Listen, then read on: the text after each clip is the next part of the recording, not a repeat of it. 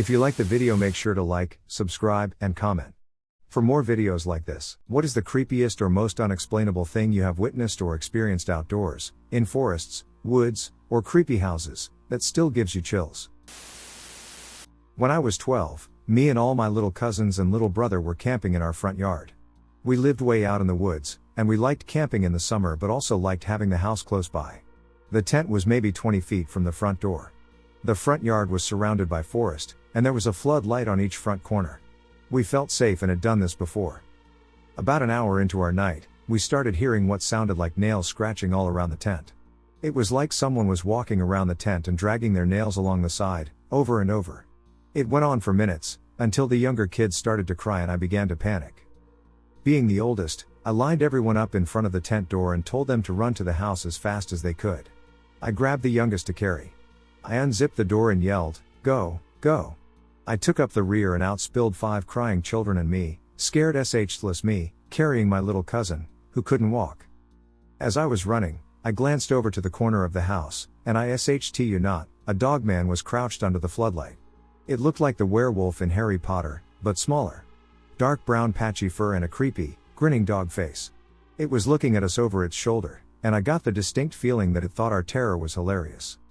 I turned my cousin's face away from it and kept running. My parents went outside to look because we were all hysterical when we came screaming through the front door. Of course, nothing was found. I was the only one who saw it, but all my cousins and my brothers still remember that night. Super freaky and unexplainable.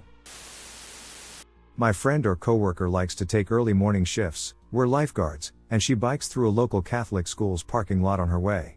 A couple days ago, she was biking to a 5:45 a.m. shift and saw something standing under a streetlight next to a dumpster about 200 feet away. She said it was tall, about 6 feet 5 inches, skinny, gray in color, and looked waxy and smooth. It wore no clothing. When she first saw it, it was facing away from her, and she could see it was looking into the dumpster. When she was about halfway across the parking lot, it turned around to face her, and she could see its eyes, which she said were reflective and shiny like a cat. She said its gaze followed her until she was out of the parking lot. That's when her flight or fight instincts kicked in, and she sped off down the road, not looking back.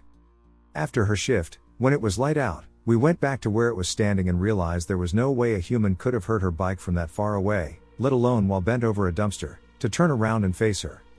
She doesn't know what it was, and neither do I. It sounds creepy as duck, though. She doesn't scare easily either, and she said that it was the creepiest thing she's ever seen. What do you guys think this is or was? Stick men. 2 years ago, I went to a wedding with my husband, and the babysitter had my 3-year-old son in bed by the time we got home. The babysitter left, and my husband and I went to bed for the night. I was lying in bed, and I think my husband was already asleep. I was lying on my side, facing away from the door, and facing my husband. I had a creepy feeling of being watched, so I rolled over, expecting to find my 3-year-old son standing at my bedside wanting something. Instead, I saw a 3-foot shadow stick figure suddenly take off, run through the wall, and disappear. Our bedroom is on the 2nd floor. It looked like one of those caution children at play yellow signs you see of a stick figure chasing a ball. Strangely enough, this didn't even really freak me out, and I didn't even wake my husband up or anything, so I just went back to bed. 2 years later, this summer, back in August, it was a little before dusk, and I was walking back into my house. We live on a farm in Minnesota, and we are surrounded by corn, and I saw a strange black figure, like either a skinny, tall man crawling on all fours into the cornfield or like a skinny, sickly kangaroo that kind of crawled or hopped into the cornfield. Maybe it was a skinny, hairless raccoon, deer, coyote, or bobcat that crawled back into the cornfield when it saw me. It was a black figure, but it looked like a skinny man crawling on all fours. It was just weird. I read things online and thought maybe it was a Wendigo, a Native American spirit thing that causes people to crave human flesh, but it wasn't really like that. I lived in Columbia, South Carolina, and frequented CNP, so I'm familiar with the area. I would often jump the fence and walk the boardwalk at night, as it's super peaceful to walk the swamp and hear all the wildlife. They never have a ranger or guard there after hours, so I was always alone. The last time I did this was in October 21. When I was taking my usual stroll with a flashlight in hand. I should mention that between the insects and frogs, the sound is loud, but then it completely stopped when I was about a mile in. I heard what I thought was my wife calling me from the trail ahead, but she wasn't there. I was alone, and she was out of town. I then heard water sloshing to my right and saw nothing with my flashlight. I chalked it up to being tired and kept moving. The wildlife started up shortly after, and everything was fine. Maybe 15 minutes later, I noticed it got eerily quiet again and heard swamp water sloshing on my left, but this time it was more deliberate, like somebody walking. I was in a thick portion of the cypress and couldn't see more than 20 feet in front of me, and then I heard my wife's voice again. Again, she wasn't with me and was out of town, certainly not moving through a swamp. At 1 a.m. I saw what looked like a human silhouette move between the trees for a split second, but it was off. Very skinny, pale, and taller than me at 6 feet. I noped the duck out of there and ran the almost 2 miles back to my truck, and I didn't slow down until I heard the wildlife again. A woman I used to work with is from rural Kildare. She was home visiting and took her niece for a walk in the woods. While walking, she noticed what looked like a child up ahead on the trail. She didn't see any parents around, which was very unusual given the location, so she got closer to see if the child was okay or if it was lost or needed help. She claims that as she got about 15 feet from it, it turned suddenly, looked at them, and had a sort of strange, troll-like face. Then it bolted off and disappeared very quickly. The thing is, I worked with this woman for nearly 10 years. She wasn't out there in the slightest. If anything, she was quite a grounded and cynical person, very unlikely to make something like that up. Another story I heard, though this is one person removed, was about a guy who was spending the summer on Cape Clear Island. Typically, there had been a late-night session in the pub with a lock-in that had run till the wee hours. He was walking home after and, being summer, it was bright already. He claims that he got into the house, went into the bedroom, and was about to get into bed before noticing a tall, oddly shaped figure walking in a really peculiar fashion down the road, from the opposite direction he came. What he described closely resembled a puka. He said the thing suddenly locked eyes with him, and he got an immense sense of dread before it disappeared off the road. The obvious caveat here is that God knows how many Guinnesses were deep at that stage. But I did ask if he was possibly taking drugs, too, and apparently he was not. As I'm sure you know, people are still very superstitious about the fairy here. Roads are diverted around ring forts, we don't unsettle sites we feel they live in, etc. My grandparents, dead for a good few years at this stage, and others the same vintage and older were all very wary about them and made sure to never do anything to upset them. I was in a Christian youth group as a high schooler. It was fun, we'd get together, and there was a worship aspect, but mostly it was a way for teenagers to hang out and not get into trouble. We'd all do things together on the weekends, Halo 2 LAN parties, hikes, that sort of thing. One weekend, the group was going to play flashlight tag. A man at the church owned a large chunk of land just outside of town, and there was an orchard on this property, the kind where the trees formed these nearly perfect rows. For safety, we were buddied up, and I was partnered with what was basically a junior counselor named Finn. My best friend, Matt, was partnered with James. Finn and I were it, meaning we carried a flashlight and would be searching for people when we were wandering one of these near-perfect rows. James manages to sneak past us and sprint back towards the cars, which I guess were deemed the safety zone. Finn, flashlight in hand, says stay here and runs after James, leaving me alone in these woods. Alone, and admittedly a little skeeved out, I began to hear movement around me. I thought I had pinpointed a noise behind a bush and started slowly approaching it. Matt? That you? I called out. No response. Creeping closer, I say it again. Nothing. Then I hear movement behind me. I spun around, expecting to find Matt running off, but I didn't. I wish I did, but I didn't. Instead, standing before me is something short and stout, dark in color but shining in the moonlight that had poked through the tree coverage. It had black eyes and stood on 2 legs. I squinted, thinking it might just be a stump, but it shifted slightly. I bolted back towards the car. I don't know how far it was, but I was back at the car before long, where I stayed the rest of the game. Sitting on the bumper, I considered what I had seen and figured it must have been a raccoon. After all, they weren't uncommon around here. It didn't look like a raccoon, but that's the only reasonable explanation. One by one, the kids made their way back to the cars until finally the senior counselor arrived. He was pale and shaking, and he wanted us to huddle up. He asked that we say a prayer and go, which we did. In the car, I asked him, what was that about? He didn't want to tell me, but I finally got it out of him. I was walking down the path and heard something. I turned around, and there was this small, 2-legged thing running towards me. I put the light on it, and it was like nothing I'd ever seen before. Needless to say, I was freaking out. When I was about 12 years old, I was riding my bike down a forest-lined country road that was blacktopped without painted lines. I was surrounded by farmland and corn and soybean fields, but this road was through a huge forest. I loved the smooth hills of it and rode down this road 100 times. It was summer, about mid-afternoon. The road was wide enough that I could see the clear blue sky. I looked up, and there, parallel to the road in the center of the opening of the trees, was a silver saucer. It did not appear to move at all. I remember blinking several times, trying to force my brain to see a different shape or make sense of it. I looked down and backed up. Still there. I looked down again to ensure I wasn't going to wreck and to check for oncoming traffic, then backed up. It was gone. On my next trip to the library, I checked out a couple books on alien theory. This was the mid-90s in America.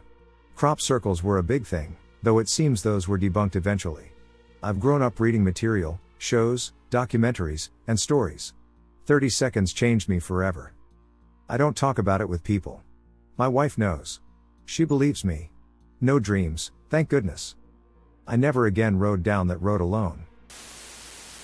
In college, a group of friends and I decided to hike a section of the starting in the Smokies and going north into Virginia, for 15 days in the early summer. On our second or third night in the Smokies, we were all exhausted but in good spirits.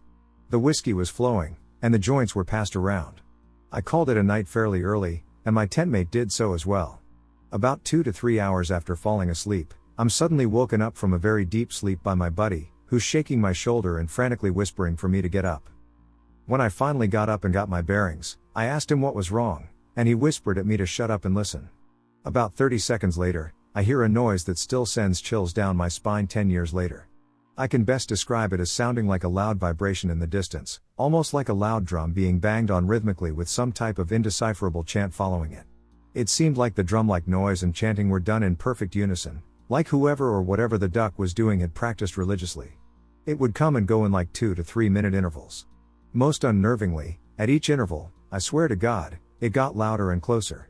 Towards the end of our experience hearing this, it sounded like it was only 30 to 40 feet away.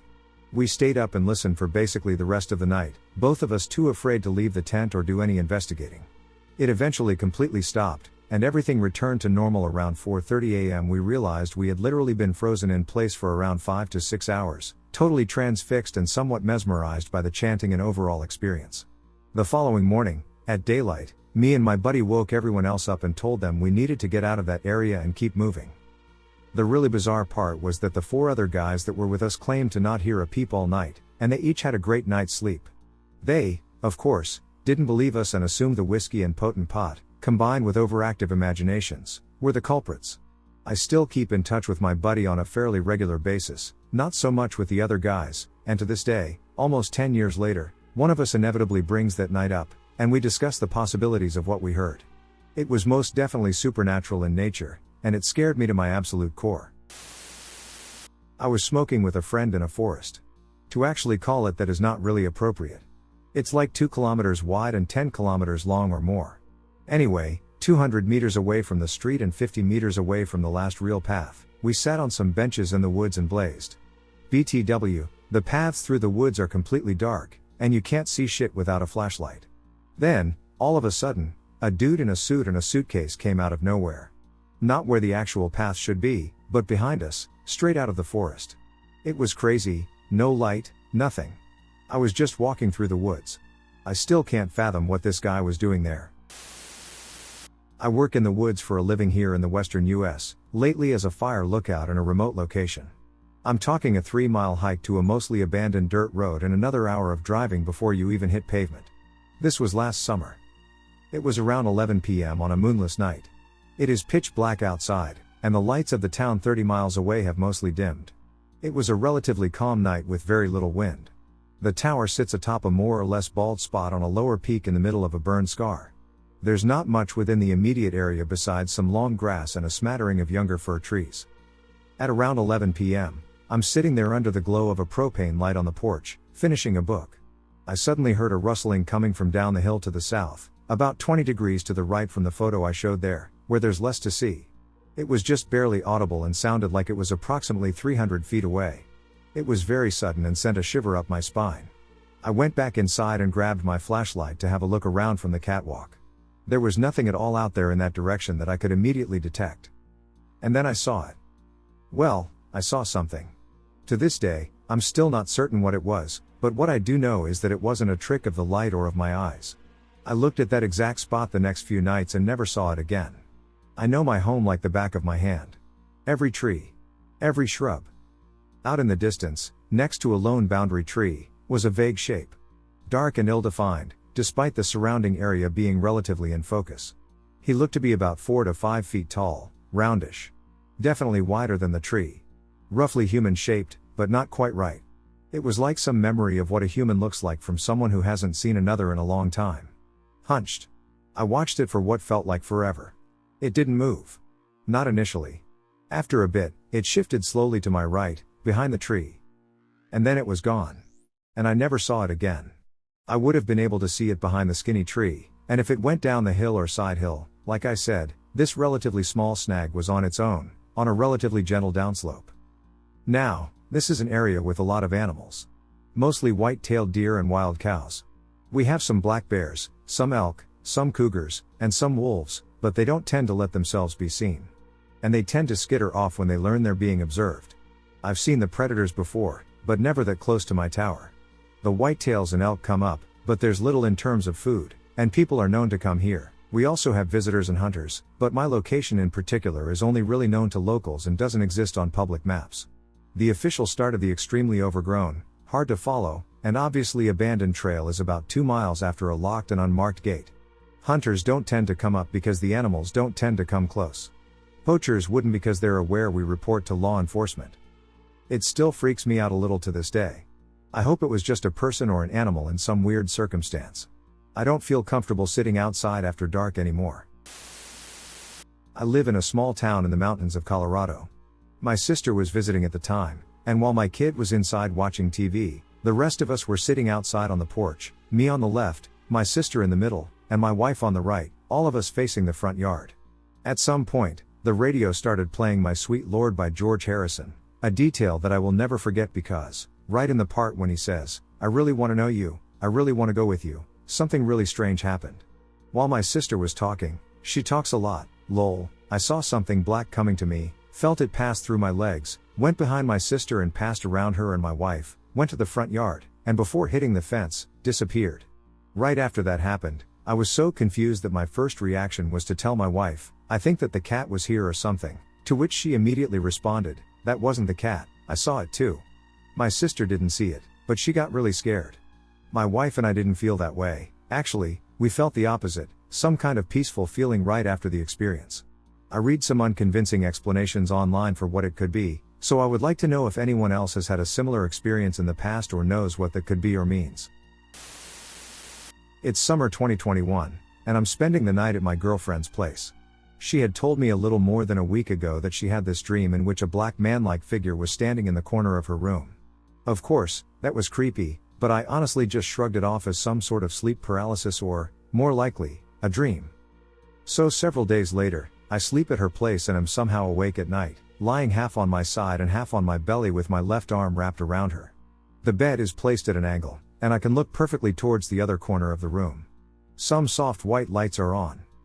I couldn't move at all but just look and see as this silhouette of a man, and I mean this standard shape of the anatomical man, completely pitch black, literally just the form, approaches from the corner of the room, slowly the bed, and looks down on me. At this point, I don't really know what happened, but I can only remember being afraid of my girlfriend and using the scared child tactic of just pretending she's not there and closing my eyes. The next morning, I casually mentioned this to my girlfriend, as I just thought that what she told me probably got in my head and got the better of me. The thing is, though, she had the exact same occurrence that night. Black silhouette of a man slowly approaching our bed and looking down on us. I don't know what happened that night. To this day, at 21 years of age, I have never had a single sleep paralysis in my life. Absolutely never. Just that night, I experienced a complete out-of-body experience, of just my consciousness being awake but my body sleeping. This has never happened again. Did anyone ever experience something similar? 1994 The hills of Bella Vista, CA. East of Redding, south of Lake Shasta. I had guests staying at my remote cabin. One evening, my friend was outside with his wife and ran inside, saying, "You have to come out and see this." I was like, "Duck, now what?" As many strange things occurred in those remote woods. I leisurely follow him outside, off the deck, and out into the yard. He says look, pointing above the cabin roof. Directly above the cabin are these baseball-sized flashes of blue electricity. Like 25 at once or more. They were randomly flashing, as if a bunch of cameras were going off. There was no sound to them. I can't recall how long this lasted. Judging from the time they must have seen them, they came all the way inside to tell me, and they were still occurring once I got outside. It must have been at least 3 minutes since the flashes occurred. I lived there for a few years and had never experienced this before, but it wasn't entirely surprising. I have been working on cleaning up a property that I recently purchased for a lakeside cabin. I've spent the last 3 weekends there since the purchase. So far, it's just been junk removal and cleaning, but I've brought a lot of tools and some general supplies as well. Almost as soon as I started cleaning, I noticed messes I didn't make or things knocked over. I have a fairly large pile of junk wood and garbage outside, and every morning it's all flipped over like someone has been going through it and moving everything around. On my second weekend out, my circular saw went missing after I forgot it outside. I am on a fairly large property, 23 acres, and there are no neighbors within a good distance. I got pretty worried that there could be squatters on the property, so I set up a trail cam outside pointed towards the trash pile. On Sunday night, I heard a huge slam and then what almost sounded like a young girl giggling. After that, there was nothing. I went out to find trash moved all over, a bucket was moved at least 20 feet, and I found some little gold bracelets put inside of it that were not there before. My trail cam is gone, but it syncs to the cloud through a cell network, so I was able to get the single picture it took. I literally have no idea what to think or do. The first thing I noticed was the raccoon or something similar standing over the bucket, just staring at the camera. Even though it's kind of creepy, I feel relieved that it's just an animal. Then yesterday, I noticed the face behind me. What the duck is that? Seriously, what am I looking at? Is it a person or a doll? A child? Someone in a mask? I'm scheduled to head back tomorrow morning for the weekend again, but I just need some answers. So out of all the creepy things I encountered wandering around the woods, I lived in a pretty wooded area and would just walk around all the time, day and night. There was this nature reserve where I used to walk around with an old friend. It was between his house and where my dad lived, but for a long time we didn't know how to get there other than through the woods behind my friend's house and then through this lonely fishing club place, down a trail, onto a road, down the road, onto another trail, then into the nature reserve. One night, on one of our many secret late night walks, I, and my sister went out there at like 2 a.m. This was after a big storm. We were pretty creeped out and high-strung, as we hadn't been out there at night before and had recently had a pretty unsettling experience. We lost the trail multiple times, and that only fueled our anxiety. The turning point was the last time we lost the trail. Just before we turned around, we saw, not far off, down the way we had errantly been heading, a guy, maybe a teenager, sitting on a stump, just looking. He was dressed weirdly. Like fancy. We turned back the way we meant to be going, and he said nothing and just kept looking at us. We had plenty of rationalizations and tried to put it out of our minds. After all, we were also prone to sneaking about in the night. But, needless to say, we were all on edge. We weren't used to seeing people at night, though our most recent scare involved seeing someone, so we were feeling cautious. We decided to head back to the road, but not backtrack, on account of the odd teen and the fact that we were back on a trail we knew. Our anxiety kept growing. At this point, our fear is something I don't even understand. I think we were fueling each other. It was another one of the times I saw real fear from my old buddy. A lot of the time, when some of us would get scared on these adventures, he would try to ramp it up and trick us, but he was getting pretty spooked. We were all there, but nothing was happening. It was pretty weird. I tried to rationalize that it was a new area, it was late, and we had been lost before, so it probably set us on our nerves. Then the weird yells. I would be lying if I said I wasn't freaking the SHT out in that moment. These horrible, loud, croaking yells. And we froze.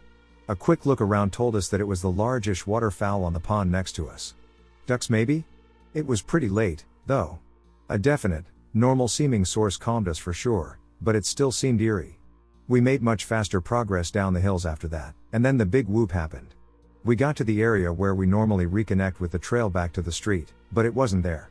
Just branches and brush. We were already frantic and were actually rather scared then, also looking over our shoulders. We cut around in the brush, trying to get to where we thought the trail back was. Then the scream. Guts. It was my buddy. He was flipping out. The guts are across the path. We had gotten where we wanted to be, but a glistening red strip was hanging across the trail. It was a caution tape. And the reason we didn't find the trail quicker was the felled trees and the confusion from our stress. After that, we had a pretty uneventful walk home, though we were all kind of shaken. When I look back on it, I laugh. We built a little horror story around ourselves because we were stressed and the area seemed different after the storm. Really telling about the power of perception. All in all, it was pretty scary, but it had one of the less lasting impressions of my creepy woods experiences, as it was just us psyching ourselves up. The only problem, and the one thing that bothers me when I look back and laugh about it, was the fancy kid in the woods. Why was he there?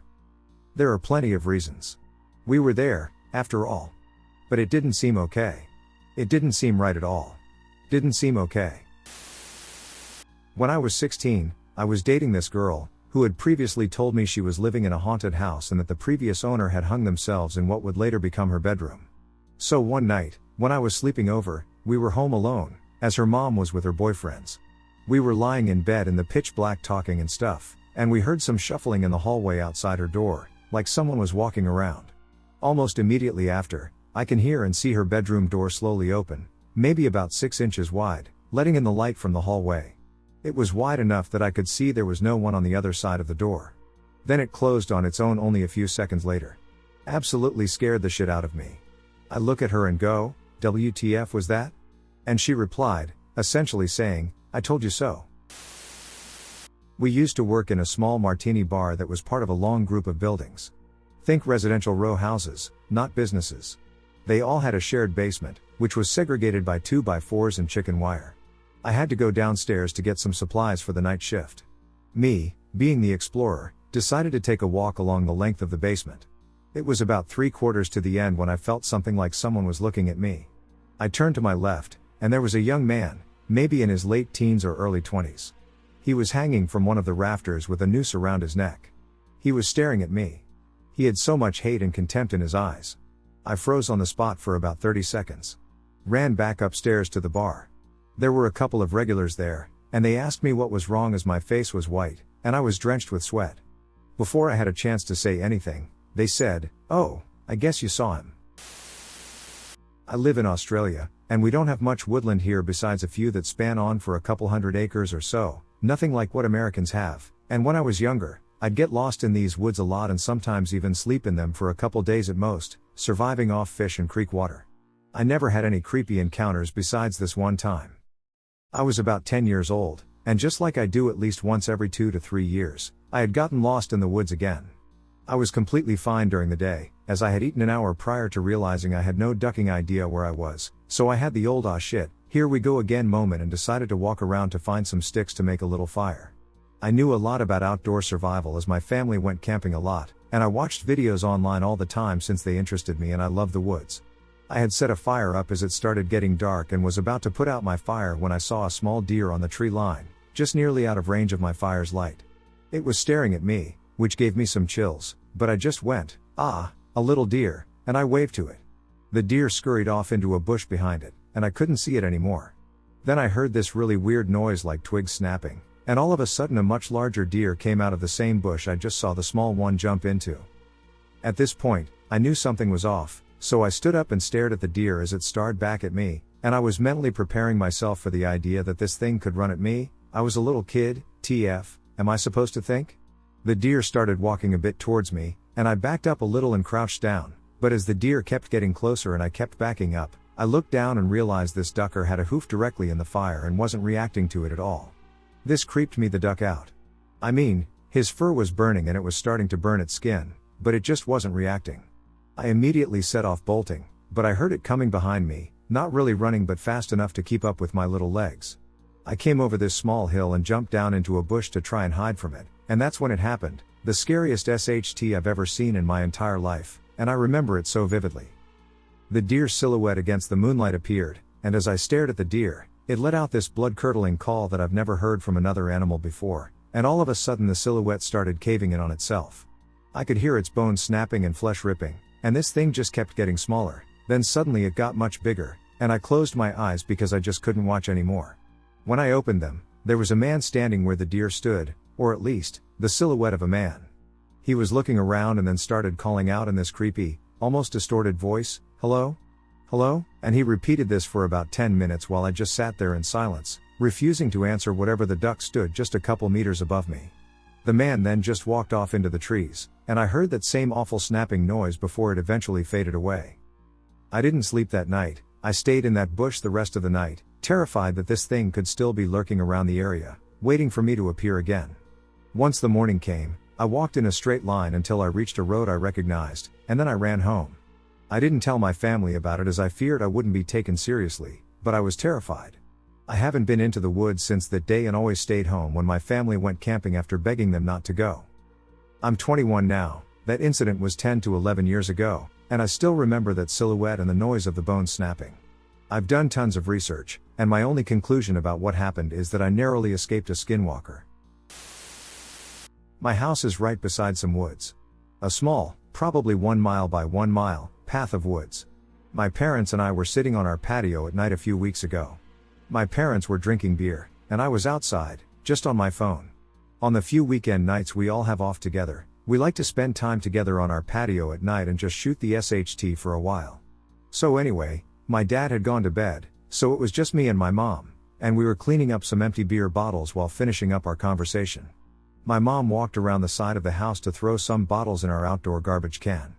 I was standing alone, checking my phone, when I heard a scream coming from the woods. There's a shed in those wood junkies, and homeless people are known to set up camp there, so I thought it was just some crazy person screeching, and I ignored it. 30 or so seconds later, I hear it again.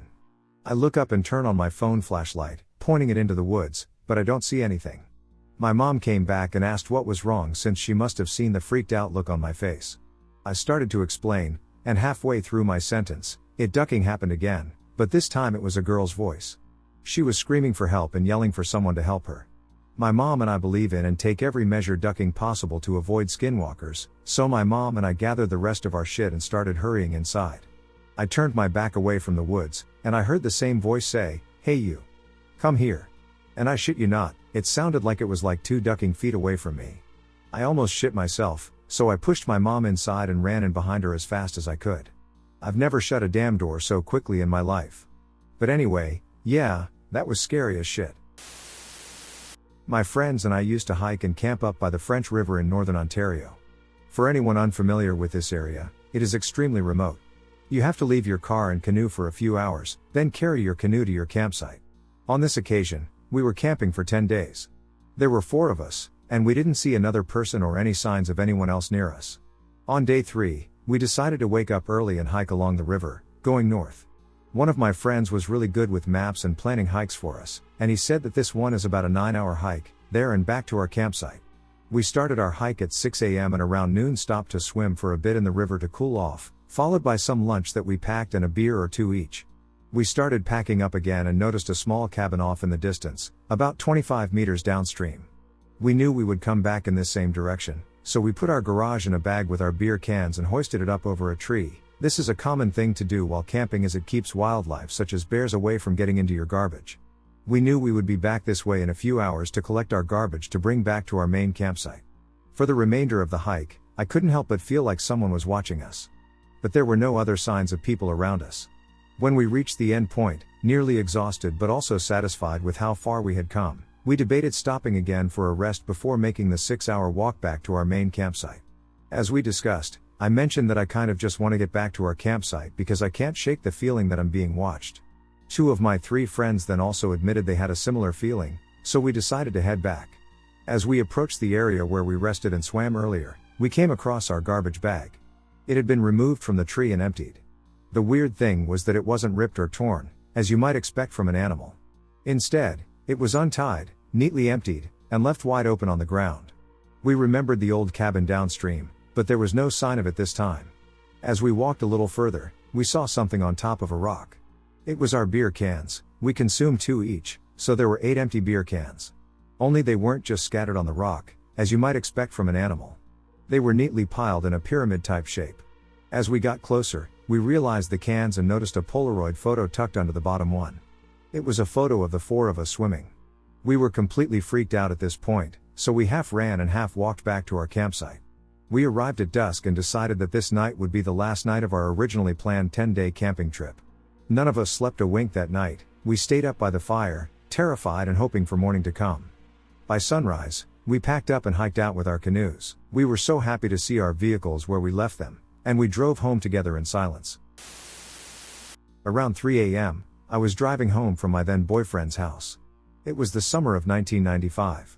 I was getting onto the 210 freeway entrance right next to the Suicide Bridge in Pasadena, California. Anyway, I was about to merge on, so I looked over my shoulder to make sure it was all clear, and in my peripheral vision, I saw a full-on man sitting in my back seat. He looked like he was an old-timey businessman. He had round glasses on and a newspaper in his lap. My heart jumped into my throat. I gasped and then screamed. I looked again, nothing was there. I can still see him perfectly in my mind. I'm convinced it was the ghost of a taxi passenger from the Depression, or maybe right before. A lot of people jumped off that bridge during that time. Thank God it was the middle of the night, so there wasn't any traffic. When I was around 15 years old, I lived with just my mom, and I had the entire top floor as my room. Imagine a small loft with a door enclosing the room and a big skylight in the ceiling. It was a really cool room, but I digress. My friends and I had started messing around with the occult, doing little rituals and Ouija boards, typical teenage girl stuff, or maybe my friends were just weird. Nothing ever happened with the Ouija board. When it did move, I was convinced from my friends giggling that one of them moved it themselves. It never spelled anything out coherently anyway. One night, after my friends had left and I was tucked into bed, I fell into a really deep sleep. I was probably asleep for 3 hours before I got the most insane adrenaline surge I've ever had in my life, and I've been in rollover accidents on the freeway. So I mean it when I say I got shocked out of REM sleep with my own adrenaline, and it was immediately terrifying. I don't know how, but I knew I was being watched. I lay there with an increased heartbeat, and my eyes closed out of fear because I was so confused and alarmed by what had woken me like this, with no nightmares I could remember or sounds in my room in the dead of night. Eventually, I worked up the courage to open my eyes. I want to preface this by saying I am not religious, I am a skeptic, and I still am not sure if I believe in ghosts. But what I saw still sends a weird feeling into my gut when I remember it to this day. I opened my eyes, laying horizontally on my bed, and right in front of my face was a little boy, crouched on his knees, maybe 6 inches away from my face. It was admittedly very hard to see him. My room was sparsely lit by the little moonlight, but I remember he had black hair, black eyes, and a grayish complexion, but that could have just been the moonlight. What gets me is that the second I saw him, his expression went from neutral to pure terror, like he was so incredibly scared that I could see him. Then this ducking thing, or a figment of my imagination, I'll never know, leaned back on his elbows and, like a ducking crab, walked back into the shadows of my room behind the illumination of the skylight. I tell people this story all the time. This is not creative writing. I sat there in the most insane fear I have ever had. To this day, for what felt like centuries, it was probably around an hour, before I got up the courage to scream bloody murder for my mom downstairs. My mom used to tease me about it because, of course, she didn't find anything. She named the ghost Kevin, and we started blaming missing things or random stuff happening to Kevin. She thought it was funny, and I played along, but I will never forget what I saw. The adrenaline coursing through my veins made the possibility of it being a dream completely null. It was so damn weird, and I'll think about it until the day I die. It didn't happen to me, it happened to my sister-in-law, who is extremely chill and honest. Back in 2008, my mom was very near passing, very ill, and upstairs in her room. She lived with my brother and my sister-in-law, Chris. Chris was downstairs, doing laundry, after everyone had fallen asleep. She happens to look up into her kitchen and sees a little boy, about 8 years old, just standing next to the table, smiling at her. Does a double take, and the little boy is gone. Fast forward a couple months, my mom has passed, and we are together for the holidays. In my living room, I have framed old pictures of family. Chris looks at the picture of my late dad as a child and says, "This is the little boy I saw in my kitchen." I didn't doubt her for a second. But why would my dad choose to visit as a child? But the story gets weirder. My son owns a business, and a customer comes in to purchase some things with a check. He says the only ID I have is from years ago. It turns out this man lived in the house my brother and Chris live in. She goes on to tell my son they abandoned the house. My brother bought it as a foreclosure, because the house was haunted, left one night, and never returned. My family still lives in the house, and they definitely agree that it's haunted. But they feel that it's a good and kind spirit. Last year, we did an informal digging of the history of the neighborhood and found it was a burial ground of the Lenni Lenape tribe in New Jersey. It has an interesting history. We hope the spirits stay friendly. I live in a brand new apartment building with my partner. I had just been discharged from the hospital after having surgery on my broken arm. My partner was at work, and I was lying on the couch in my living room scrolling online with my 2 cats asleep next to me. Both cats simultaneously snap awake and look towards the hallway. I glance over and see a 4-foot, shadowy figure peeking around the corner at me. I couldn't make out any facial features at all, but I definitely saw a head, shoulders, and one arm holding the corner as if it were balancing itself. It felt playful in nature, and at the time, I honestly chalked it up to the painkillers I was prescribed and moved on. A few weeks went by, I'd had my cast and stitches removed and was off painkillers. My partner and I had the night off together, so we decided to order takeout and watch a movie. At a point, I got up to use the restroom, and as I was on the toilet, I heard a pitter-patter of someone walking frantically down the hallway. Weird, but okay. When I returned to the living room, my partner asked me why I'd gone to the kitchen and back to the bathroom. I thought it was him. A few nights later, we're in bed when he sits bolt upright and flies towards our bedroom door. It was cracked open so the cats could meander in and out. I rolled over, startled by the sudden movement, and asked him what was wrong. I heard footsteps, and it waved at me. What waved at you? Someone is making a shadow in the nightlight. It waved at me through the crack in the door. We cleared the apartment, and there was no one there. The cats had become obsessed with crying in the hallway closet, doing the usual weird cat stuff, i.e., there's nothing there, why are you howling? What are you looking at? Why are you suddenly so spooked? Behavior. Not the creepiest thing by any means, I just can't find any explanation for the sudden presence, in a brand new building. When I was 16 and living in Wazeeka, Wisconsin, a really small town, with a population of 500, is surrounded by nothing but endless forests, hills, and the Kickapoo River. I had a friend, we'll call her Kay, and we sat out in front of her house one night on the sidewalk, smoking weed and just chillin'. Across the road from us was nothing but swamp land, forests, rivers, Kickapoo Indian caverns, and hills. Around 2 to 3 a.m., we heard what sounded like a woman yelling help way out in the swamp or river area. We were pretty puzzled, and my friend actually called the police because she thought maybe somebody had been out there on a canoe or something and had tipped over. The police came, they walked a little bit out there with flashlights, didn't see anything, and left. The next night, me and my friend, we'll call her A, decided we were going to sit on the sidewalk again and see if anything weird happened. Well, that night was like a classic horror movie setting. It was so foggy that you could barely see a few steps in front of you. Well, we were sitting there, and around 2 to 3 a.m., sure enough, we heard this screaming again. Except this time, instead of sounding like yelp, it sounded like a woman straight up screaming her head off. It started out way out in the swamp area by the river, and it started getting closer and closer to us to the point where it sounded like it was right across the road. At this point, we stood up and booked it back toward the main part of town, back to my place. And whatever this was, it chased us while we ran. We were passing all these old, broken down small factory buildings and farmhouses as we were running back into town, and you could hear whatever was being muffled by the buildings as we passed them. It was basically like it was chasing us on the opposite side of the road. When we got to my place, we told my mom about it. And she jokingly mentioned the Irish banshee forewarning people of deaths. I kind of dismissed it at first and drove A back to her house when the sun came up. I tried listening to soundboards of mountain lion screams and fox screams, and none of them matched what we heard. What we heard sounded like it had a lot of lung power and was way more human than an animal screeching. The craziest part is that about 6 months later, Kay's brother got into a car accident one night, and he hit a telephone pole that was sitting right across from where we were sitting on the sidewalk both nights. And for some reason, he got out of the car, walked to his dad's house, and then shot himself in the head. My friend was devastated, and we had no idea why he would have killed himself. He had just gotten married and seemed happy. I thought it was a completely insane coincidence that he crashed right across from where we had been sitting when we heard that scream. It's been 20 years now, almost, but I still haven't forgotten this experience. I have more that involve other witnesses too, so I know I'm not crazy. But because of these experiences, I try to keep an open mind toward everyone else's. This happened years ago when myself and my youngest brother, Vivi, were little kids. Our dad used to wake us up early to go fishing with him and our uncles during the summer.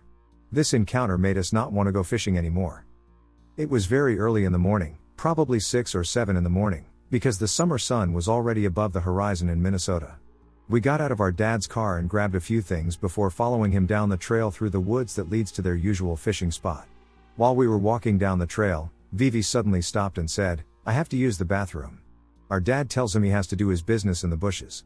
I'm not surprised because we were in the car for almost 2 hours, and Vivi's probably been holding it in for a while now. I volunteer to wait for Vivi to finish his business. Our dad tells us to just continue down the trail and we'll reach the side of the river where we'd be fishing, so I'm waiting and Vivi is doing his thing. Suddenly we hear a loud rustling in the bushes near Vivi. Luckily he was already done and was just adjusting his pants. The rustling continues, and by now we're freaked out, and Vivi is trying to get to me as quickly as his little legs can go. Just as he got out of the bushes, something small that's still hidden among the bushes took off running too, causing the bushes to rustle loudly as it went. We scream and take off, running down the trail as quickly as we can, but since we believe in the supernatural, our family consists of shamans through our bloodline, and I'm afraid of offending whatever was running away from us, I yelled out a quick sorry as we were sprinting away. Our dad heard us screaming and met us at the end of the trail. We tell him what we heard, and he goes back to see if he can find whatever scared us while we trailed after him. He didn't find anything and just told us to stay near them. The rest of the morning was pretty uneventful, and we did catch a few fish before heading back home, and as we were walking back up the trail, Vivi and I would occasionally hear a rustling in the bushes, but we just stayed close to our dad and uncle, so we weren't scared and got home without anything else happening. I really don't know what happened, and it's freaking me out. I really just need some help understanding what happened to me and my friends. 2 days ago, I was with my friends, for safety reasons, let's call them Callie and Xander, and we were at my grandparents' house while they were out of town because I am the caretaker of the house when they are gone, and my friend wanted to hang out for a little bit. After I finished all my chores, I decided I wanted to take them to my old hideout in the woods. I do remember telling them the woods were off limits and that if my uncle caught us, I'd be in trouble. Xander was a little hesitant, but ended up going with me and Callie. I just want to clarify that they both agreed to go. I did not force them. Anyway, like a group of stupid teens in a horror movie, we all walk to the woods looking to just have some fun and mess around. We get to the opening in the woods, and I tell them it's going to be a very big climb. Callie pulls out her phone and starts recording. Xander sounds a little scared and says he's not good with climbing, but Callie ends up convincing him to go anyway. After Xander agrees, Callie screams, "Bring it on," in a joking way. It's important for the rest of the story later, before entering the woods with Xander and me. We get about halfway to the hideout when Xander stops and says he has an eerie feeling. I tell him it's probably nothing, and we continue walking. A few minutes later, we were at my old hideout, and Callie started being all loud and obnoxious, and I reminded her to be quiet because of my uncle. At some point, Xander asked if we could leave because his back was starting to hurt, so we got up and started walking back. We got out of the woods and started the walk back to the house when Xander and Callie started to freak out, saying they really didn't have a good feeling. I told them I didn't feel anything, but right as I did, I got a very scary image in my head. It was this thing. It's about 6 feet 5 inches, a black muscular figure with horns crawling on all four. I tell them this, and Callie ends up saying she needs to sit down because it felt like someone had punched her in the stomach, and then she collapses onto the ground. I look at Xander and ask him to help me get her up. She was still awake but really out of it. We start walking with her, and we only get a few steps when she regains complete consciousness. She looks at us and says, "I'm scared." Right after she says that, we hear a little kid screaming bloody murder without thinking, and we all sprint back to the house. We get back to the house, and Xander and I are freaking out at this point, but Callie is oddly calm. We asked her what's wrong, and she won't answer. 5 minutes into trying to see if she's okay, she starts mumbling in a language that isn't English, and for as long as I've known Callie, I know that the only language she knows is English. She keeps mumbling and then starts laughing, too. I tell Xander to get Callie to the car while I run inside the house to lock the doors. I get the house all locked down, and then I run to my car. Xander is holding Callie at this point, and I'm trying to find my key. I find it in my pocket, and I unlock the car for Xander to get Callie in the car. I hop in the car and crank it while Xander is getting her buckled in and everything. Xander gets in the car, and I rush out of there, heading to my dad's house to get my sage and stuff, because at this point, Xander and I have a feeling she's not Callie anymore, if you know what I mean. I'm speeding through some back roads to get to my dad's house because I realized the longer we're in the car, the worse Callie was getting. She was unresponsive and did not react to anything we said to her. We get her to my dad's, and I run inside and get the sage. I told Xander to take her outside to the backyard so my neighbors wouldn't see us. Xander sits her down, and I light the sage, and I'm smudging the sage and saying something along the lines of "This is her body, not yours. You need to leave. I do not welcome you here anymore. You're not allowed to haunt her, my friends, the house, or me." And about 20 minutes later, Callie comes back. We asked her what happened, and she said she didn't remember anything and that she felt trapped. 6 or 7 minutes later, my dad called me and told me he had just left work and that he was going to pick up food. I told him I had friends over, and he offered to get them food, too. At this point, we had all calmed down. We tell him what we want, we eat, and we laugh like nothing happened, but it doesn't end there at all. The next day, yesterday, my friend Xander didn't come to school. I texted him, asking if he was okay, and this is what he said to me. "Yeah, I'm fine. Something happened last night and it made me stay up until 3 a.m., so my mom let me stay home," and then hours later he followed up with "I think a spirit attached to me, like an evil one," and Callie texted me, saying something felt very wrong at her house. She sent me a video, and it was her walking into her room, and the blinds were moving. Stuff was knocked off shelves, and she was just freaking out because none of her family was at home. She was alone for hours after we got out of school that day, too. And to be honest, I don't like the feeling I get sleeping at my dad's house. Not to mention, I have guinea pigs, and they've been acting weird since this happened. They're more aggressive towards me and each other. I really don't know what to make of this, and I need help understanding it. My brother and I both saw the same figure, and it freaked both of us out a lot at the time. When my little brother was a toddler, he'd babble about all sorts of things, most of which we, my dad and I, didn't really take too seriously. One time, however, he started talking about the broken grandpa he saw every night. At first, we thought he was talking about having dreams about his grandpa getting hurt or something, but after some investigation, that was ruled out. I spent a long time trying to figure out who or what the broken grandpa was, but to no avail. Eventually it fell out of conversation as my brother moved on to more complex thoughts. Many years later, I was going to the bathroom late at night and saw a figure standing in the doorway, an older man, maybe 60 or so, from his shadow. I, being like 12, ran screaming to my parents and had to have my dad investigate the situation before I could even be near the bathroom, and even then, it freaked me out for a long time. Broken grandpa is mostly attached to the bedroom that used to be my brother's and then my grandma's. She sadly passed away a while ago. When I slept in there for a period of a couple months, I'd have terrible nightmares and have to crash into other people's rooms to get a decent night's sleep. In any case, a broken grandpa is scary as shit, and I never want to see him again. I've lived in Southern California my entire life. If you know anything about California, it's very diverse. The north is filled with mountains and trees, and the south is a lot more, well, city-like. This summer, I decided to take a trip to Lake Tahoe. It's a beautiful place, and this is my first time being upstate. Day 1, I settled into the cabin at around 5 p.m. after an 8-hour drive. I was very tired. I went and laid down in the bed that was in the loft. It was quiet. It was like being in a different world. I was so used to cars zooming by and people talking right outside my house, but it was quiet. I fell asleep fairly quickly. Around 4 hours into my sleep, I jerked up from my sleep. I looked around for a bit before hearing a strange tapping. I looked around to see where it was coming from, but to no avail. It sounded like someone was tapping on the window part of the back door. I figured I was just paranoid and fell back to sleep. Day 2, nothing happened this day, and I slept fine. Day 3, I woke up early in the morning, maybe 4. I heard a crash coming from the attic ladder, which was conveniently placed right behind the couch I was sleeping on. I didn't move. I heard a few footsteps. You know that feeling you get when you feel someone staring at you? That's how I felt. I was on my side, staring straight ahead. Suddenly, I felt somebody or something crawl over me. I felt their 2 hands on either side of me, and I knew their faces were inches away from mine. Like I said, I was facing straight ahead, and I wasn't going to turn my face to see who it was. They stayed there for what felt like forever, until I felt them crawl backwards and then off the couch.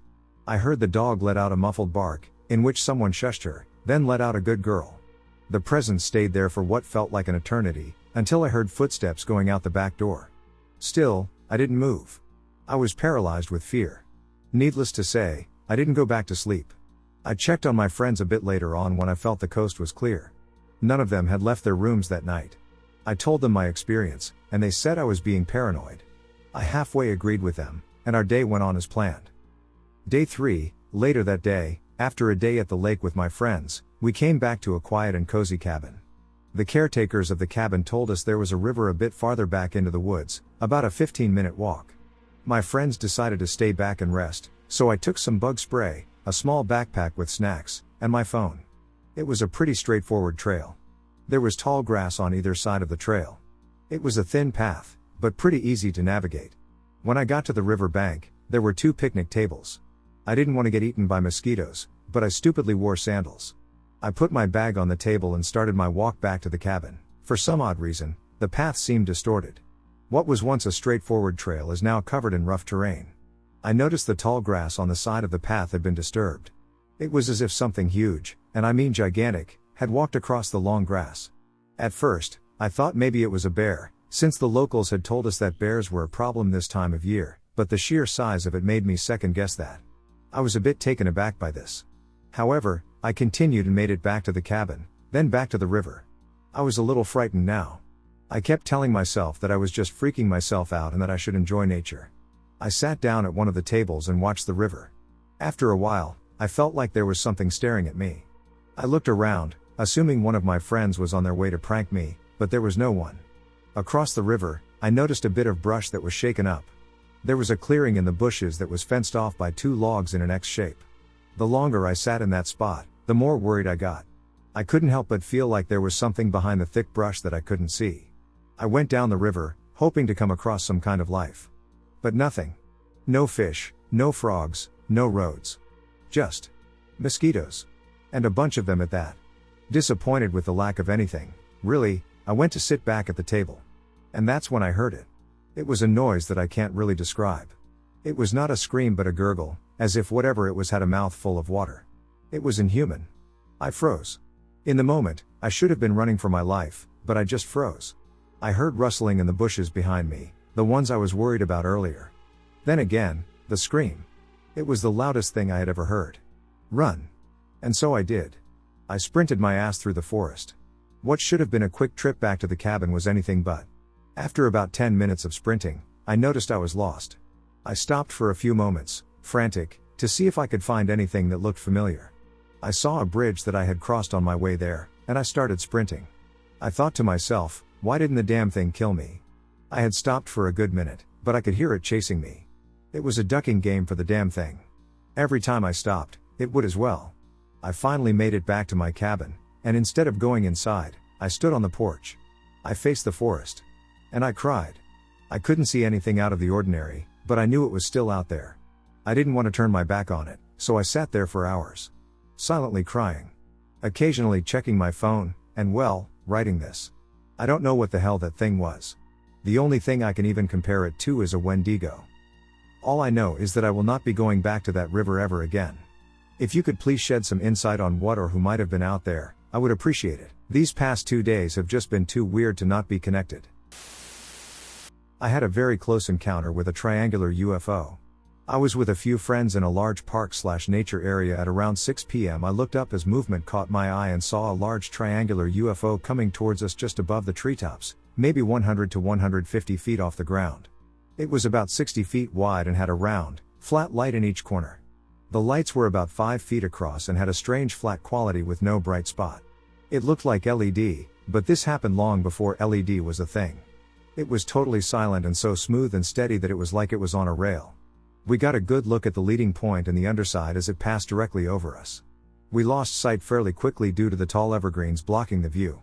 There were no sounds or smells. The forested area around us was incredibly quiet while it passed.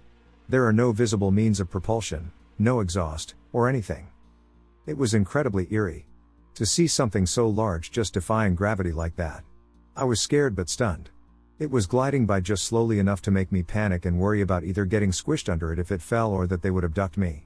I tried to focus on the small details, and I wanted to make sure the people I was with were all seeing them too. The only words I could squeak out were "look," and I pointed. My best friend was so disturbed by it. I was excitedly talking with the others, and we were all chattering, but my best friend was silent. She refused to talk about it and was getting irrationally angry at us. She just kept saying, "Shut up, stop it." She was upset about it for the rest of the night. She started crying and begging us to stop talking about it, calling us names, and acting so weird. This happened over 30 years ago, and I've tried many times to get her to discuss it, but she refuses. She just gets really quiet, and if I push, she'll cry and say, "Why can't you just drop it? And just shut up?" She won't acknowledge it, and she just gets really mad. I pushed her hard about it the night I told my future husband the story. He was asking her questions too. She just picked up her stuff and left in a huff. This sighting was the most incredible, amazing, but scary, eerie, and unexplainable thing I've ever experienced by far. Around the time of the Great Depression, my great-grandfather decided it would be a good time to build a second home. Why? I have no idea, but he did, and he did it. He decided upon VT, as it's not too far from his house in Woodbridge, Connecticut, but it was far enough that he felt as though he was away. He found a plot at the end of Cohen Road in South Londonderry next to the Winhall River and, over the years, built himself and our family a beautiful, oversized log cabin. Now, years later, I come along, and around the time I was 6, 1995, he passed away, leaving the home to my grandmother. We would go up and make our best effort once a winter at skiing. It always ended poorly. Clearly, we are not a skiing family, but the times when we truly loved the home were in the summer. It was always a little cooler in VT and absolutely beautiful, with far fewer people as well, and the proximity to the river was sublime. It was literally in our side yard. My aunt spent many years living there alone, but she always refused to tell us any stories out of fear we wouldn't return. Unfortunately, my little sister declared around the age of 14 that she would never return but refused to tell us why because we would never believe her. So that leaves us with my experiences. The house was always kept in perfect, spotless condition, and my aunt had furnished it in a very cool way with lots of interesting antiques and cool old signs. It had the VT look, you could say, nothing creepy about it whatsoever, but at the same time, you could always feel a presence about the house. It was clear to us that the spirits of my great-grandparents were still around the house, with the usual stuff, footsteps at night, doors opening and closing by themselves, and the occasional apparition out of the corner of your eye. Being sure that this was just my great-grandparents, we felt no fear. In fact, it was almost comforting knowing they were still around and perhaps even enjoying our company. For me, however, the scary stuff was what was outside the house. We were maybe half a mile, if not a little more, from the nearest house, and other than our yard and the river, we were surrounded by thick, dark woods. Many nights, as I lay in bed, I would hear menacing growls in the woods behind the room I slept in. On the rare occasion I would be brave enough to peek out the window, I would often notice a pair of glowing eyes. I could only glance so briefly that I was never able to make out the body or size of the animal, but I'm sure it was there. In the mornings, I would always go out back and check, but there was never anything, no footprints or crushed plants, nothing. As I grew older and was allowed more freedom to explore, I would spend my days riding my bike along the dirt road, sometimes going beyond our dead end down the old access trail to the Winhall Brook campground to see if there were any other kids my age to hang out with and perhaps explore the woods even more. I will never forget riding down the trail on a beautiful summer day and noticing it getting darker and darker and colder, but still, my naive self continued on. I began hearing footsteps in the woods above me, every so often a branch snapping and the crack echoing through the valley. Every time I stopped, the woods grew silent again. I picked up my pace, continuing towards the campground, thinking my mind's playing tricks on me and telling myself that it's just an animal or something silly in the woods and supernatural/cryptid/ whatever things do not exist and to stop worrying. Sure enough, the second I calmed back down, I saw the eyes in the woods again, and again, I saw no silhouette, shape, or figure, nothing but darkness and eyes. If you have read my previous story, you'll know that it was about this time I straight booked it. I pedaled harder and faster than I ever had in my life and made it to that campground quicker than anyone who has come before or after me, and I sat in that campground for hours scared of what might happen on my ride home, but nothing happened on that ride. The path was bright, the air was warm, and the birds were chirping.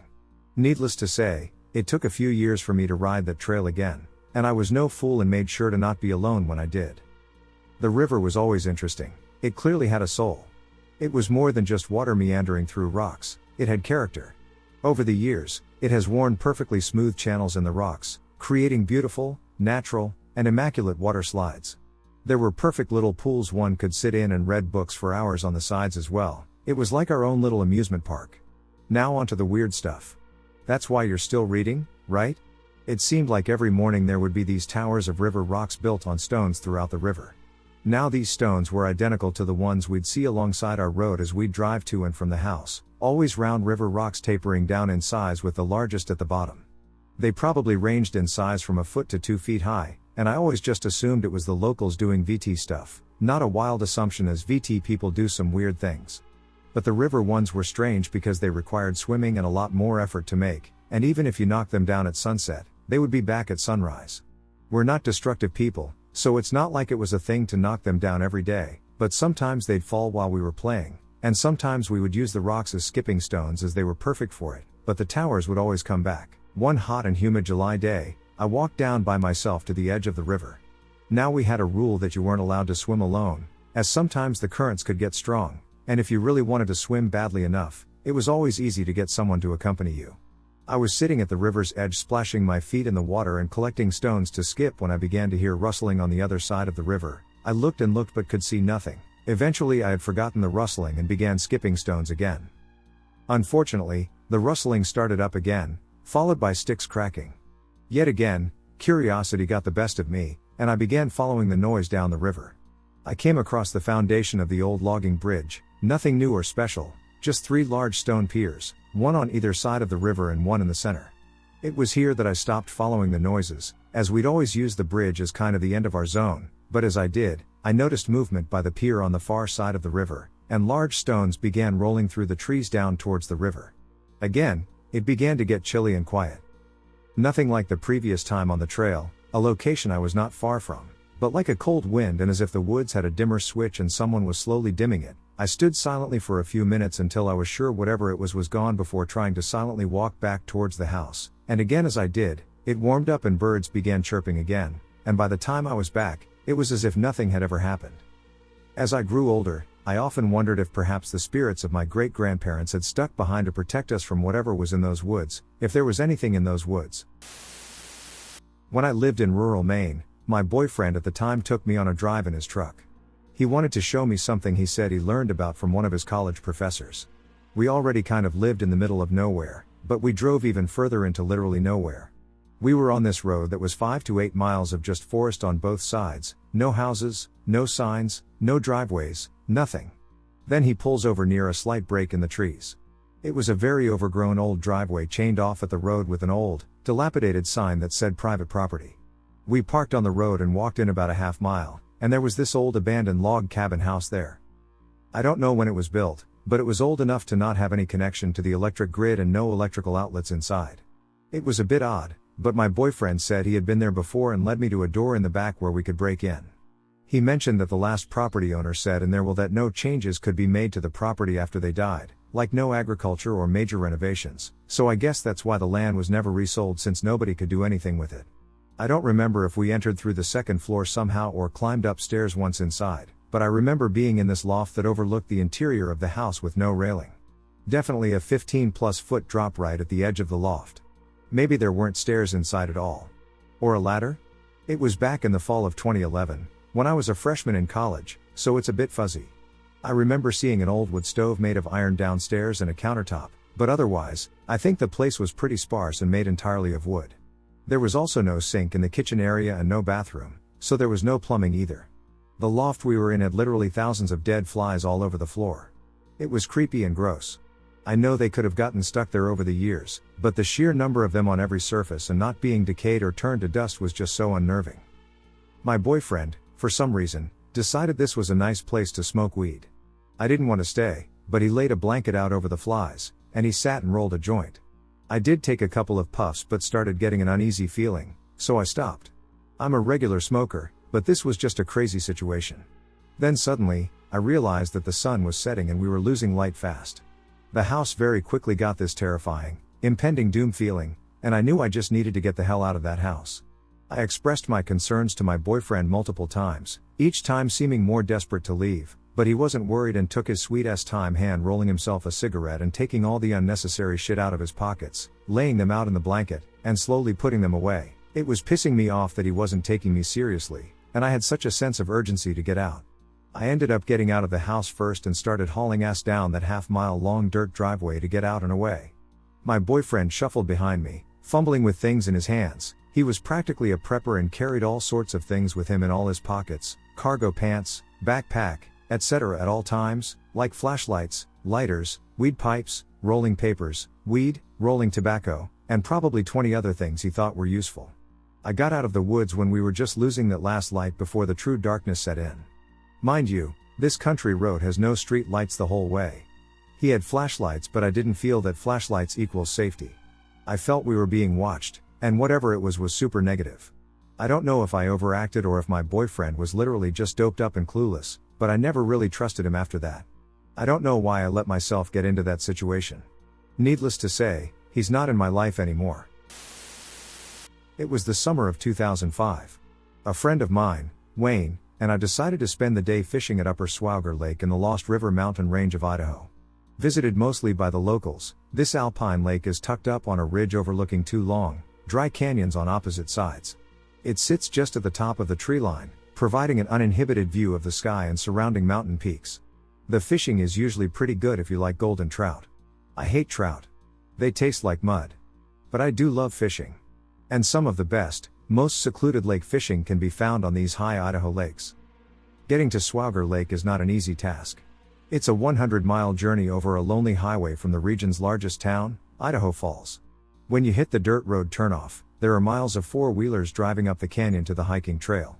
Once at the trailhead, it's a 2-mile, 1,000-foot vertical gain hike up to the lake. But when you finally arrive, surrounded by the bald peaks of the Little Lost Range, it's all worth the effort. Arriving at the lake around noon, we spent the day fishing, relaxing, and chatting. Far down in the canyon, out of sight of us, we continually heard periodic loud blasts. Growing up in the rural US, you get used to people target shooting on public land. And that's what we concluded was happening below us. From the sheer thunderousness, we guessed it was a large caliber muzzle-loading rifle. The blasts were spaced out long enough that they had to manually reload their guns. The shots reverberated and echoed throughout the canyon. Whoever was down there was having a bit of fun with their rifle. Unperturbed by the cacophony down in the canyon, we continued fishing, only momentarily reminded of the explosions as they continued to occur throughout the day. The fishing was great, and the day seemed to flash by. Before we knew it, the sun was cresting on the mountains. We headed back to camp for the night. Wayne had caught his limit towards the end of the day, while I had been releasing mine. We settled down to a campfire and watched the sun sink behind the mountain peaks as Wayne cooked his muddy fish. It was twilight now. Aside from the crackling of the fire, it was a quiet evening. The sky was absolutely clear, and we watched as the star twinkled into existence in the sky. Our relaxation was interrupted by yet another one of those thunderous explosions. Only this time, much closer to us. That was weird. Target shooting is extremely dangerous at night. Whoever was down there in the canyon was being very irresponsible. Wayne nudged me with his elbow and motioned for me to look in the direction of the sound of the last explosion. While not directly visible to us, there was a light down the mountain. It was illuminating the whole canyon. From the angles of the tree shadows, we could see the source of the light was not at ground level. It was up high in the air, and it was moving. We watched in bewildered silence as the light moved up the canyon. We still could not get a direct line of sight on it. There was another blast that seemed to shake my skull. The light in the canyon flashed almost 100 times brighter than before. We could absolutely not make sense of what was happening. As we sat there, unsure of what to do, the light rose upwards out of the canyon. As it crested the trees and continued to rise, we could finally get a direct look. It was a brilliant ball of yellow golden light. Getting a size estimate was difficult, but I figured it was between 20 and 40 feet in diameter. The light rose silently above the canyon and then above our elevation at the lake. It stopped several hundred feet above the surrounding landscape and stayed there. The object's surface shimmered and danced. Little feathers of sparks would periodically jump away from the object and fall down towards the trees below. Wayne looked at me, and all I could do was shrug my shoulders and give him an I have no damn idea look. After a few minutes, the ball's surface stopped dancing. It was completely still in the air above us. No sound. No movement. With no warning, it exploded in a deafening shower of sparks and blinding light. Wayne and I instinctively jumped into the dirt and covered our heads. The light was so bright that I felt I could see through my closed eyelids. The explosion shook everything around us. I could feel the shock resonate in the ground beneath me. It was like the world was coming undone at the seams. Then everything was absolutely silent and dark. The whole event could only have been a handful of seconds long, but it felt like hours. When we looked up into the sky, the ball of light was gone. We were left alone in the dim light of the stars. Picking myself up out of the dirt, all I could say to Wayne was, "What in the hell was that all about?" He chuckled nervously, but didn't reply. We surveyed the camp and the surrounding area. Nothing seemed damaged or disturbed. There were no signs of fires that were started by the explosion. It was like nothing out of the ordinary had happened. The one thing that was off, though, was the time. It was late twilight when the light exploded above us. But my watch was showing 2 o'clock in the morning. Further baffling us was Wayne's fish. They were now charred cinders above a bed of red coals that was once our campfire. I'm well aware of the phenomenon of missing time, but that was not possible. The stupid thing exploded. We hit the dirt. And then we picked ourselves up. It couldn't have been more than a couple minutes from the explosion to us getting up. I didn't have the mental capacity to process what had happened. I headed to my tent and went right to sleep. It was a deep, dreamless sleep. When I awoke, the morning sun was illuminating the tent. Wayne was already up and fishing. I asked him about his thoughts on what happened last night, and he simply shrugged and said, "It either didn't happen or we saw something we probably shouldn't have. It's that, or Marvin the Martian tried to kill us." We fished for a few hours that morning, then decided against camping another night at the lake. We packed up camp and hiked down to our vehicle. This happened almost 20 years ago, and I've been back to Swauger Lake several times over the years. I've never seen or heard anything like what we saw that night again. I don't have an explanation for what happened, and I don't believe we ever will.